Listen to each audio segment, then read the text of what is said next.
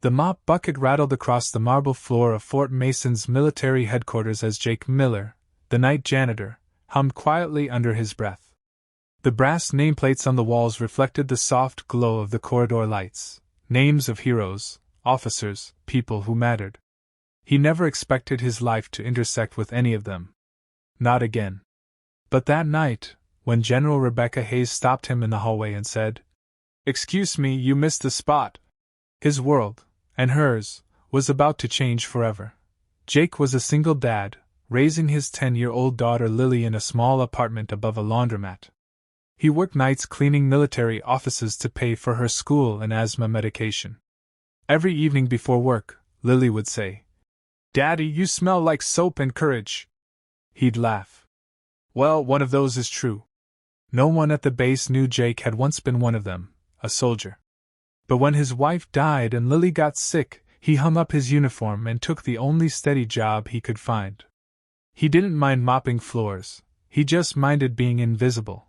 General Rebecca Hayes was known for her steel composure. Decorated, disciplined, and driven, she was the kind of leader people respected and feared. That night she was walking through the hallway after a long debrief when she saw Jake cleaning near her office. Something about him, the quiet posture, the steady eyes, felt oddly familiar. "Excuse me," she said sharply. "You missed a spot by the door." Jake turned, nodded politely, and wiped it again. "Yes, ma'am." As she walked away, she noticed something, a small, hand-drawn patch sewn into his old jacket, a tattered bluebird with one wing missing. Her steps faltered.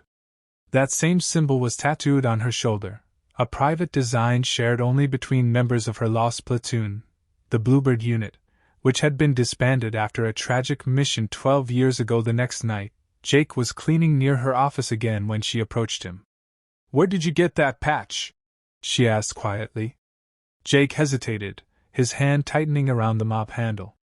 "It was from my old unit, ma'am. The Bluebirds." Her eyes widened. "That's impossible. Everyone from that unit was transferred or gone." "Yeah," he said softly. "Some of us just ended up mopping floors instead of leading missions." She stared at him, recognition dawning.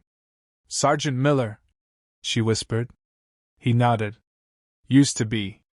There was a long silence. Then Jake reached into his pocket and pulled out a photo, a little girl smiling, missing a front tooth. "My daughter Lily," he said proudly. Rebecca looked at the photo and froze. On the little girl's wrist was a small, faded bluebird tattoo, identical to the one on her own shoulder. "My daughter has your tattoo," Jake said softly. Rebecca's knees nearly gave out. Years ago, during a mission in Afghanistan, she'd been badly injured. A local nurse, Jake's late wife, Mira, had risked her life to pull Rebecca from the wreckage. In gratitude, Rebecca had given Mira a charm, a small bird medallion, telling her it symbolized hope after loss. When Rebecca returned home, she tattooed that same bird onto her shoulder to remember Myra's courage. And now, looking at Jake, she realized this man's wife had saved her life. Jake's voice cracked. "Mira told me about a soldier she saved, said that soldier taught her what hope meant. So when Lily was born, we gave her that tattoo, not for decoration, but for strength." Rebecca's eyes filled with tears. "Your wife saved my life, Jake. I never got to thank her." Jake smiled faintly. "You just did." A week later, Jake arrived at work to find an envelope taped to his locker. Inside was a letter. "Sergeant Miller. No hero should go unseen.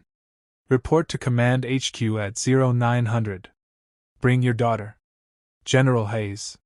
When he and Lily arrived, soldiers stood lined up, saluting. Rebecca greeted them personally.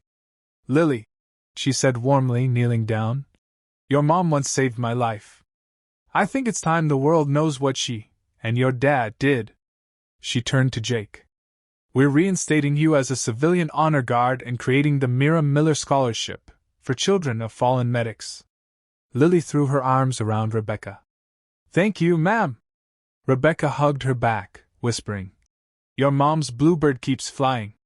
That night, As Jake mopped the same marble floor, he looked at the reflection of the medals and photos newly displayed on the wall. One of them was a picture of Mira, smiling.